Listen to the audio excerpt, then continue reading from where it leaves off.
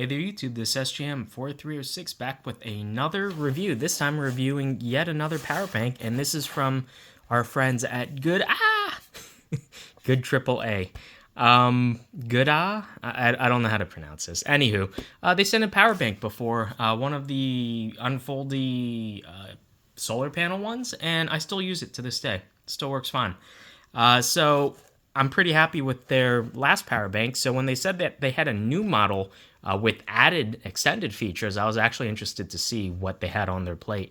And it looks like this is the guy, which is all their power banks are kind of like backpacking, ruggedized, kind of outdoorsy designed.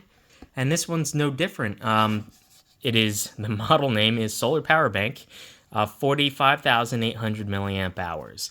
And, actually the model number is PNW31. But yeah, so this is a hefty boy, I will say. I already opened this up. I've already used this. I just wanted to kind of get a head start on this. It has a wireless charger pad on the back here. Nice little rubber pad to, keep your phone from sliding around on there. It has a hand crank, which I'll demo in a second, but is one of these foldy hand cranks, and a little rubber boot to go over it, and we'll address that in a sec. Solar charger. The whole top side is a solar panel. And for that one specifically, it's only 230 milliamps, so don't get your hopes up. You would need to leave this charging pretty much for like a solid week or two in order to get any appreciable amount of charge off of sunlight. And it says solar intensity must be greater than 25,000 lux. I don't know what that... I know what it technically means. I don't know what that practically means, other than you probably need ridiculous amount of sunlight to really actually charge this. And I did want to bring up in the reviews on the Amazon page, some people did actually mention that I guess they left it in the sun for a week and it actually discharged the internal battery a little bit. So I'm kind of wondering if that's why they specify it has to be greater than a certain level in order to get a net positive charge input. Otherwise, I'm guessing if you have only a little bit of sunlight, it'll kind of partially activate the charging circuitry, but it'll drain more power keeping that awake than it's getting in. So I bet you that's the problem with that. Anywho, it is roughly 21.3 ounces, and yeah, this guy is a chunky boy. The construction is plastic, which is decently made. It doesn't feel super cheap, feels like ABS, and rubber grips all around. And it is very well made, I will say. And has a bunch of different charging outputs. You can see here, pretty much you're limited to about 2 to 3 amps on any of the outputs. It doesn't do PD or anything like that. And the different cables vary as well, depending on what outputs, because this has built-in cables, which I think every power bank honestly should have. That's a fantastic idea. So if you forget your cables, you could still charge your devices with this guy. And it comes in a lot of different colors: orange, black, blue, green, red, gray, and silver. I have the silver, and it's sort of like a darker gray. I actually really like how this looks. It's sort of almost metallic looking. It's very cool.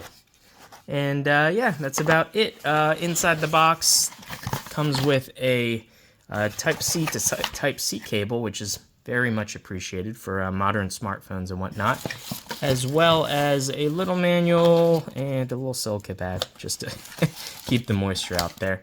And yeah, their packaging is also very conscientious. It's very minimalistic, and I believe this is made out of recycled materials. Yeah, there you go. So yeah, awesome.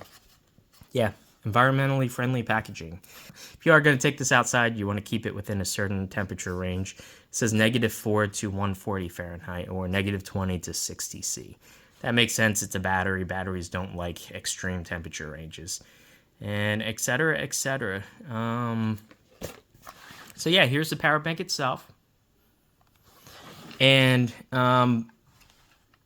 yeah, let's address kind of the elephant in the room. The rubber boot that goes over the actual handle to charge it via, turning it, is just sort of in the way. And some people I've read said that theirs broke off.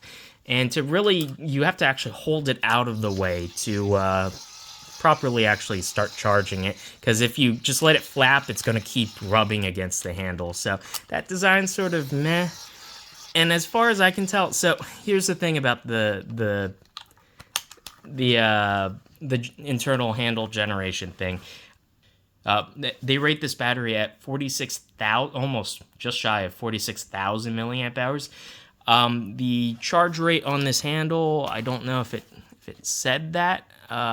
Crank generator is at 400 milliamps. If you crank it at 120 revolutions per minute, it says it right here. So basically, what that means is this is going to take a hell of a long time to charge the internal battery any appreciable amount using the hand crank. I kind of get this. You're not going to be sitting here and cranking. Like, I could do the calculations, but I bet you it'd be something like 10 hours straight of cranking or something ridiculous. So it's not an effective means to fully charge this battery. I think that's more for an emergency. So this battery's completely dead. You're trapped on a desert island or something, and you got nothing but time. Then I guess you could definitely crank some amount of power into this. So I think for the most part, for like charging like a tablet or a phone, both the solar panel and the hand crank are not practical. They are absolutely practical though for giving it enough charge to use this as a flashlight, and I can just demo that real quick. If you press and hold the power button, these are actually decently bright. This is a perfectly usable flashlight, and to turn it off, you press and hold it again. I could absolutely see in an emergency, you grab this, you find out that it's flat because no one ever charged it, and you get to cranking. And I could absolutely see this working at least, short term for like 5-10 minutes. Crank this for like a little bit, and then you get like another half hour or whatever of light out, because these LEDs are probably not going to be pulling all that much current. Probably, I could definitely see like for the 400 milliamp charge input from the crank, these could be drawing like half an amp or an amp. So anywho, so for practicality's sake, I don't think the solar panel or the hand crank are like a regular reliable charging source. You, for the most part, are going to want to plug this in to charge. And here we have the actual flap that covers the female ports. And you have Lightning for like Apple devices and USB-C. And these, obviously, you would plug into like your wall charger to charge this. This USB-C port is also an output. It does input-output. That's fantastic, hence why they give you the double-ended USB-C cable. Then we have two full-size USB-A ports to plug anything, basically, and if you have the cord for it. And a nice little rubber flap that actually does pretty securely fit in. You will need a little bit of a fingernail to pull this out. And we got the two LEDs there. And your assortment of cords does have a full-size A cord, so you can plug this like straight into like a laptop or a desktop to charge. Though you only get like 3 inches of cable for this, so it's going to have to be pretty nearby. We have, to get all these ports out, you are going to need kind of fingernails or something because they are pretty recessed. We have a USB mini, so I still have a lot of earbuds and whatnot that still use that, so that's convenient to have. We have our Type-C cable, which is going to be the most useful realistically. And we have, the hardest one to get out for me is the Apple Lightning cable, and I'm never going to use this pretty much because I don't own modern Apple devices. I only have like old iPods and stuff, so that's not going to be useful for that. And we have, like I mentioned before, our charging pad, wireless charging, and to turn that on, you just click the power button here, and it'll glow. It glows red when it doesn't detect anything, and if I put my phone on there, if I do it quick enough, there you go, then it should... Oh, I'm fully charged. That's probably why. Let's see. Yeah, I think because I'm already at 100%. It does not like that. Do I have something else? Give me 1 second. I'm going to grab something that does wirelessly charge. Okay, I have a pair of wireless earbuds that should charge, and there you go. They are upside down, but they are charging. And the light turns from red to blue, and there you go. But if you were to stick something else foreign on here, it would just go to red because it doesn't detect anything. None of these earbuds and stuff have wireless charging, so it's not going to charge anything for that. And if you have nothing on the pad, it'll eventually time out and then turn off this light and turn off the wireless charging pad. Okay, in addition to that, let's see, I think I've pretty much covered everything functionally. Yeah, I mean, if you're bored, I kind of like twiddling with like these little generator knob thingies. So like if you're really bored, you could sit here for like half an hour while you're just watching TV and just do this and get a little bit of charge in there. But yeah, you're probably going to be hard pressed to even notice it. You might get like a fraction of a bar. The power indicator only is in 25% increments. So unless if you are cranking that for like an hour or two, you probably won't even be able to get up to the next bar. Assuming that the 45,800 milliamp hour battery capacity estimate is correct. And right before we get into that, if there was enough sunlight, which there is not, it is an overcast day, unfortunately, this would light up green and it would be charging very slowly off the solar panel. But yeah, there's not enough sunlight. It's not even enough to trigger this. Maybe if I grab a flashlight, that can get it going. Okay, I have a flashlight. And sorry for the flickering, but yeah, you can absolutely see, if I lock the focus, that the green light comes on. And it probably is getting some amount of charge, but not a lot. I'm going to turn off the flashlight before it blinds all of us. So yeah, I mean, technically, both the hand crank and the solar panel do work.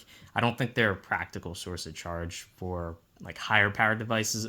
I would really only use them for if the internal battery is flat and you need to use this as a flashlight in like an emergency situation. That would probably be fine, honestly. Or if you wanted to charge like maybe like an external AM FM radio, like an emergency radio or something that doesn't have a solar panel or hand crank built in, this would probably be fine for that. I forgot to mention also, there's a small compass built in, so cool beans. And I believe this is correct. Yeah, this is facing the right way. The rear of my house faces like roughly northeast, so that is correct. And yeah, finally, last but not least, it does have like a little carabiner clip. Integrated into the rubber grippy thing is like a little hoop to put that through. I wouldn't really trust that long term. This is just some sort of rubber, and if you subject this to a lot of force, I bet you that is just going to snap off. So yeah. So my biggest qualm with this, from the testing that I've done over the course of about a month, so they claim this is 45,800 milliamp hour batteries. This phone is a Z Fold 4. It has, I think, roughly like 4,400, 4,500 milliamp hour battery.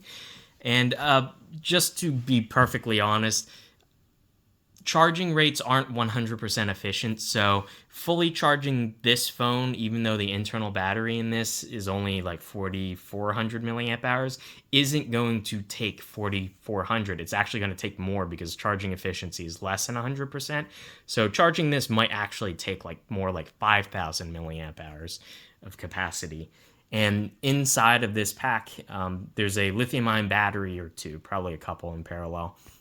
And there's a step-up circuitry, and that has its own losses as well. So overall, just raw numbers, charging my phone almost from dead, like from about like 30% to 100%. I noticed when I fully charged this when I first got it, and it had 4 bars. I charged this phone once about like 70-80% to full, and I lost 1 bar. Now, if this has 4 bars for 100%, and it's, let's just make the math easier. Say this were 40,000 milliamp hours. Each bar would be roughly 10,000 milliamp hours. Now, in order to lose 1 whole bar to charge this phone, very rough math, that would imply that it took almost 10,000 milliamp hours to charge this 4 to 5,000 milliamp hour battery.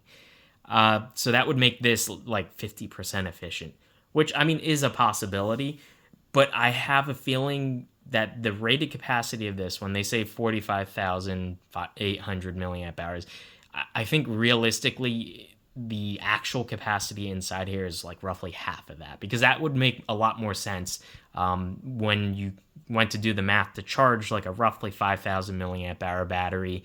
If it uses up a quarter, then that would make this, 5 times 4, so 20,000 milliamp hours. And that's a lot more realistic, I think, for like the size of this, and especially the weight. It is a little bit hefty, but I have batteries that are like 30,000 milliamp hours, and they weigh significantly, seemingly more than this.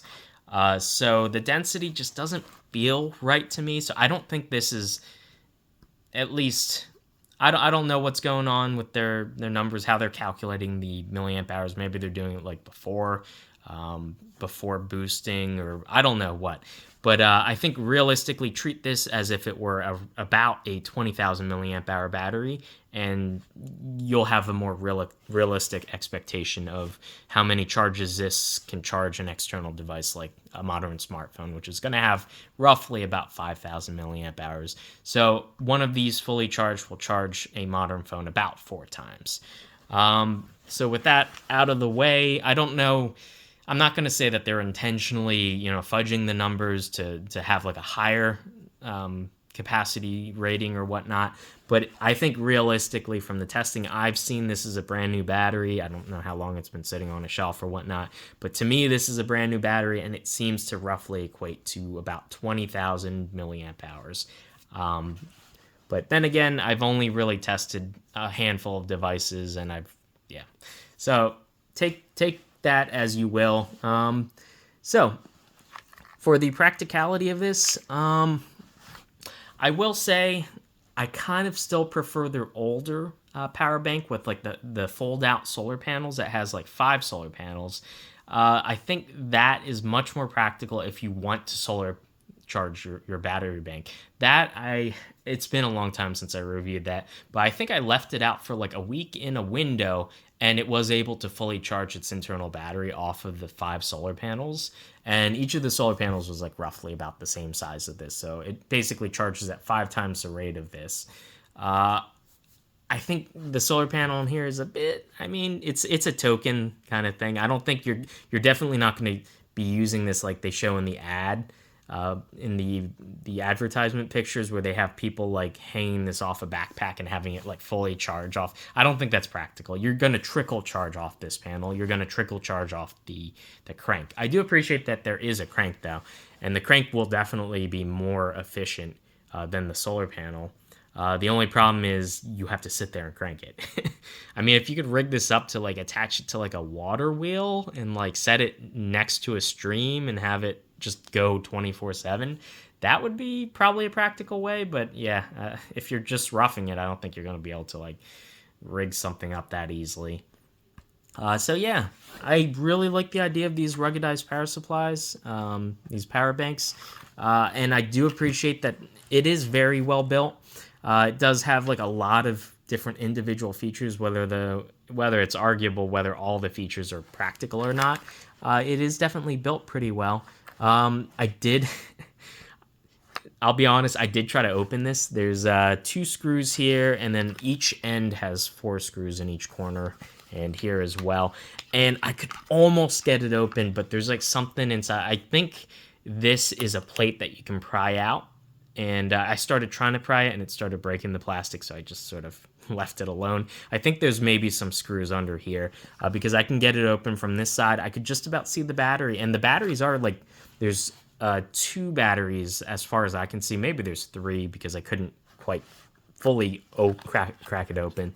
So there might have been 2 parallel batteries or 3, but they are like decently sized. They go like from here to here, and they're thinner than the width of this, but they're like decently sized batteries. So I wasn't able, unfortunately, to see what the actual rating on the battery was. I would definitely have had to crack this open. I have a feeling I would have damaged something. Construction on the inside, it had a lot of wires going everywhere. I guess from like the solar panel and the wireless charging circuit and the hand crank, just individual wires like soldered into the board. So this might be kind of messy if you wanted to open this to service it. Might be kind of difficult getting it open and then more difficult getting it back together. And yeah, but I kind of would like to know what the actual cell capacity is here. And if this ever does die, I think I will take the risk of just cracking it open and seeing what the capacity is. But unfortunately, I actually want to use this as a power bank. And I have a feeling if I do fully get this open, I'm never going to get it back shut again. So yeah, anywho, yeah, if you guys are interested in ruggedized power banks, like I said, I think I would personally suggest the, unless if you really want the hand crank, I think I would suggest the power bank that they sell that has the 4 or 5 solar panels that fold out. I think that's more practical than just having this one smaller solar panel. And so that you know, the crank is cool and all, but like, I don't know about you, I don't want to be sitting there cranking it for like 10 hours straight to actually like charge this up. But yeah, charging also, by the way, I plugged it into like a laptop charger. That was like 60 watts or something. This obviously does not fast charge or anything, so it charged at like I believe the 15-watt rate at 5 volts. So it didn't charge at the higher, that much higher current, and definitely not at a higher voltage. So it did take quite a while for it to charge the internal battery. I just sort of left it plugged in for 8 hours or so, and then came back and it was fully charged. So, but yeah. Anyway, yeah. Once again, huge thanks to GoodAAA, Good AAA, GoodAAA, for sending this guy in for review. I always definitely like looking at new power banks and what new features that they can add. I'd like to see how they evolve from here. What other features could you add to a power bank that would be useful? Anywho, hopefully you guys enjoyed this video, and I'll see you in the next one. Bye.